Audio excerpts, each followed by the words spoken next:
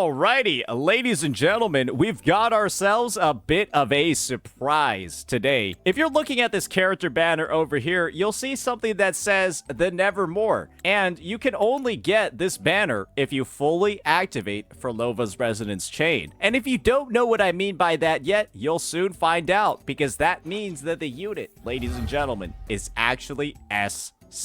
And so what we'll be doing is going ahead, taking a look at what she's capable of, testing her out, unfortunately, not with her best team, but with probably the next best alternative, with a Shorekeeper and a Cantarella. You might be wondering, where's the Rosia? Where's the little clown girl? Isn't she the best in slot teammate? And part of that is true, right? But the thing is, we will be missing Rosia. We'll be missing out on a couple of like her damage buffs and like some of her outro buff to Cantarella. But Cantarella is really the main teammate that you want for a Phrolova, because she has like 4 echo skills that she casts in her rotation, while Rosia only has 2. And then Shorekeeper has 1. So you can kind of see we're not losing too much over here. And so before we begin, let's take a look at the amount of additional power that we're going to be getting.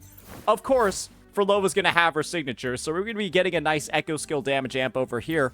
But once we get her S1, we're going to see a big buff to all of her enhanced skills and her enhanced basics, and she'll generate some additional nodes before heading into combat, and actually have a bit of a faster rotation, at least for her first one. Her second node is going to go ahead and actually buff the damage of her nuke incredibly. Her S2 is going to make her on-field damage absolutely insane with how it's going to interact with Aftersound, which gives her critical damage. Then you're going to go ahead, get some damage buffs for when she's off-field and using Hecate, and then even more damage buffs whenever she uses an echo skill overall. Then a little bit of like some CC and some tankiness. S5s are usually the worst out of the bunch. This doesn't improve her damage at all. It just makes it harder for her to take damage. And then this over here is going to buff her off-field damage dramatically. It's going to be a little bit wild, actually, how much damage she's going to do with the actual Hecate, and what her enhanced basics and skills are going to do, because Hecate's going to attack as well. So, lot of synergy over here with her weapon, a lot of synergy with echo skill damage, and of course, a lot of synergy with having a teammate that can trigger those echo skills. So with that out of the way, let's go ahead and give this a look in some various types of content, so you can all be the judge of whether or not you too might want to spend a pretty dime on this character. You only need to pull 4 copies after all, right? Because of course, you're gonna pick up 2 corals from the shop, or 2 copies for corals in the shop. So the first stage we'll have over here will be the Tower of Adversity, and I thought we could just give her a bit of a try in this content over here, and then just see how she does. You'll notice that the ordering of the team is a little bit wonky. We're gonna go ahead and actually go with this one for now, and see if it even survives 1 rotation. Alrighty, so we're gonna go ahead, go in, get off those attacks.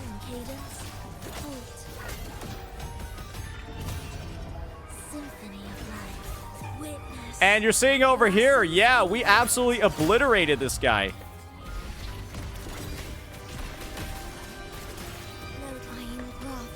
And he's already half HP.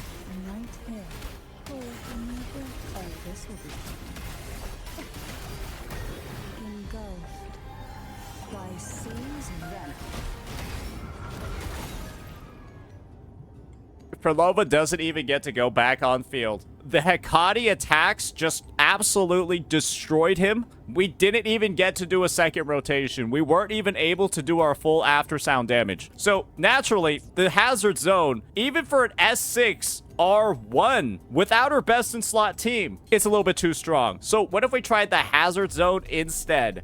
And let's try it against the Fallacy of No Return over here. And the Light Crusher. This is one that's a little bit tankier. I feel like it can get the job done. This is a floor that's a little bit tankier. And if this one isn't tanky enough, we'll have to move on to the next option, right? The holograms. So let's see what we got.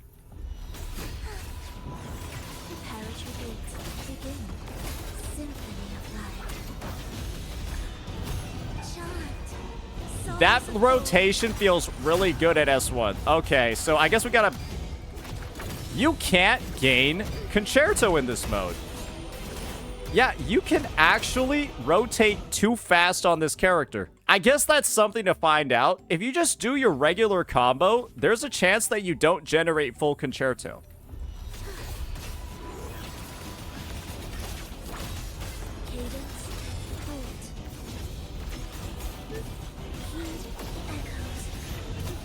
Yeah, I'm doing like some extra attacks just to make sure I get to 100%.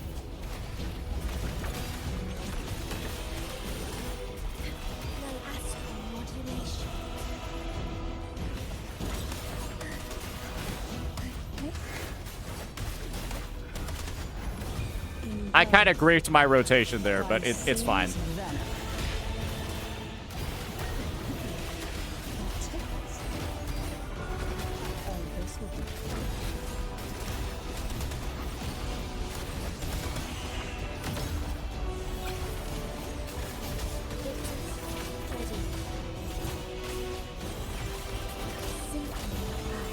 Okay, well, that did a lot of damage too. We weren't able to do a second rotation. And I see some people saying, no golden stellar realm. Guys, I can't get to a golden stellar realm, unfortunately, if the enemy dies too fast when playing this unit. I wish I could, but you open up the team's rotation with Phrolova. Use S... Oh, okay. Guys, I wouldn't worry too much about the stellar realm over there, because he died in half of a rotation anyways. And the thing is, we're never going to see Shorekeeper's enhanced intro in that team, because he'll die in the middle of Phrolova's second rotation. We didn't even get off her nuke attack. So that's just an example of how strong the unit is, even in the overdrive zone. Now we got to go into the last area of testing and see if we can actually get off a traditional rotation with this team, because, well, there's not really much of an opportunity for us to do it. So let's go ahead and start off with these holograms first. And I think we all know the best one for us to take for a bit of a spin, and that is going to be Fleur de Lis, because, well, she's a little bit of an asshole. So I want to see how much Phrolova trivializes this fight over here.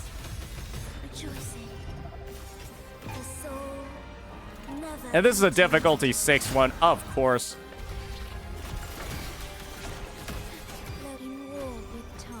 And you start off at full concerto and everything for these fights.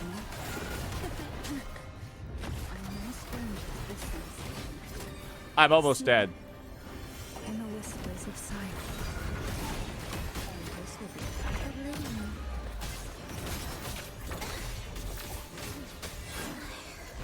I can't even see. I'm not gonna lie, bro. I can't see what's going on. That is some of the most visual clutter I might have ever seen in a fight before.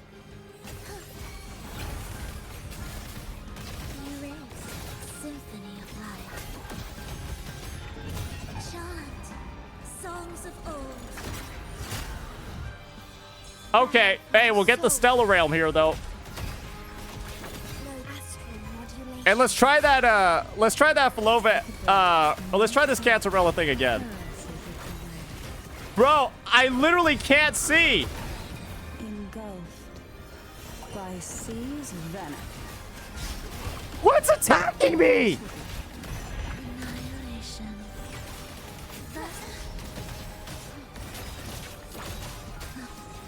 Bro, what is on the screen? I'm looking at like 17 different animations. I know the floor is lava too, but do you think I'm paying attention to the floor, bro? And her attacks at the same time. This character is a debuff in holograms. I'm telling you. She is an actual debuff in this hologram game mode.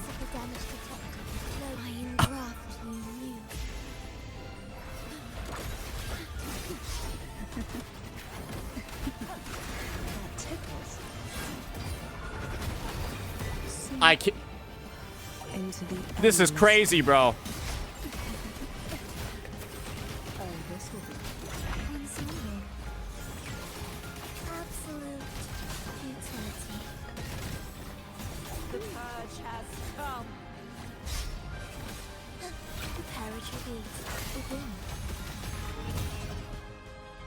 I wish I could see the damage number there, but that was like 560k.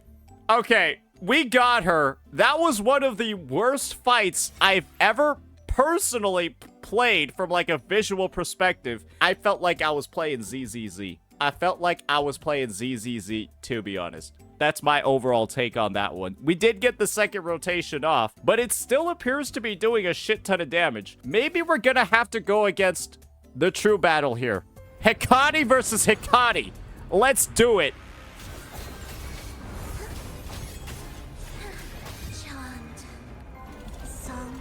Oh, of course she's sad. She's fighting herself.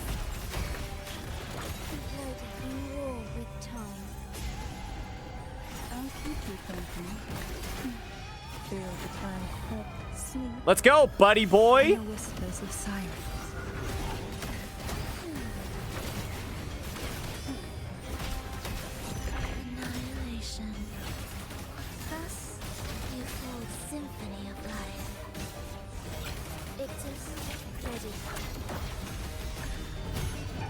She's kind of getting cooked, though. Oh, from the heart.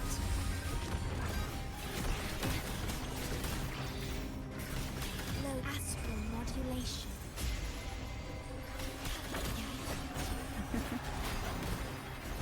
Oh, Hecate's there, but she's also here.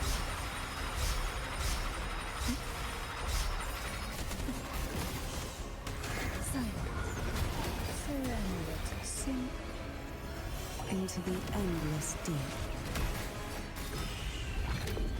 Wait, where's my Cantarella? That tickles. See her on the shoulder. It'll be fine. I feel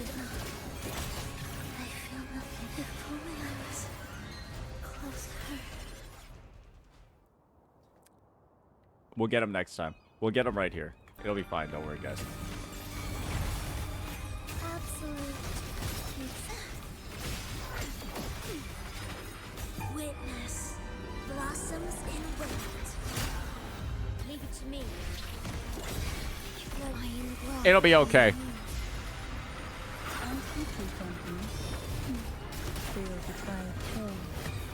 Sleep in the whispers of silence. Annihilation. Free river. Preparatory beats begin. I'm not gonna lie. Her visuals are really cool in the TOA, but they are a little bit distracting during holograms. Like, a little bit distracting during holograms. I will be honest with you. Loaded in war with time.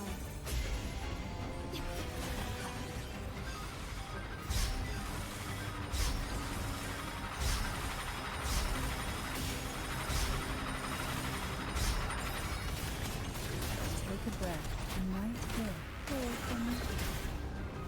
Come on. No, no, no, no, no. Rush forth in fury. Try not to blink. Oh, this will be fun. Engulfed by sea's venom. Ensemble. You ready? Preparatory beats begin.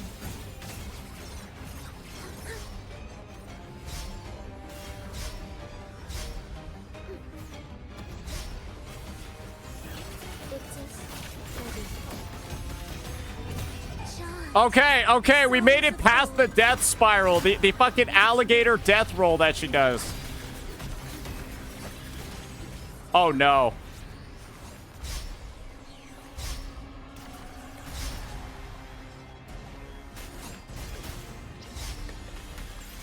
Astral modulation.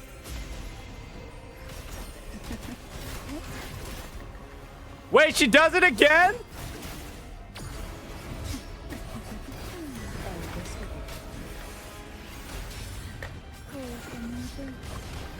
The sunken depths.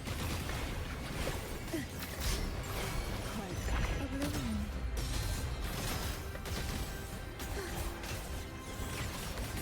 Symphony of life. I mean, hey, the time is not bad, right? Life or death. No alternative. Like, that's some good burst damage right there. Never entombed. Oath from the heart.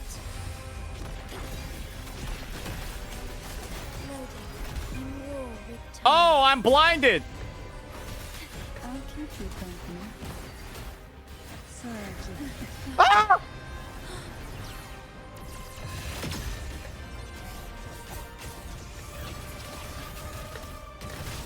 Carriage awaits. Begin. Okay. Cantarella might have done something in Minecraft in Wuwa, but we got it, ladies and gentlemen. And we actually got a new record as well. Yeah, I gotta say, this character does feel pretty satisfying at S6, but I think the main level of satisfaction you can probably get just from pulling your S2. I do think that the nicest part about using this character at S6 was how fast their first rotation is with those free cadenza notes that you get at the start. So yeah, I mean, naturally, right, you don't need any character S6 to fully play the game or fully realize the potential of a unit, but this one is a pretty fun one to use. Unfortunately, though, you do have the situation of a lot of this unit's damage is when they're not on the field, and it might seem questionable to some people, right, to pull a unit S6 knowing that they're not going to be spending a lot of time on the field. And she's sort of like, she's not like a sub DPS, but she's a main DPS where her damage is split with her being off field. So, I mean, maybe you enjoy Hikate's animations and stuff like that. You're one of those types of people. But, you know, it also does get a little bit visually distracting. I will say that, to be honest. So do take this character's performance in holograms with a grain of salt until you figure out more of what their animations look like, so you don't confuse them for the bosses. Otherwise, you might end up in a couple of situations like I just did over here. But yeah, that'll be that, ladies and gentlemen. Let me know what you all thought about this one. Peace!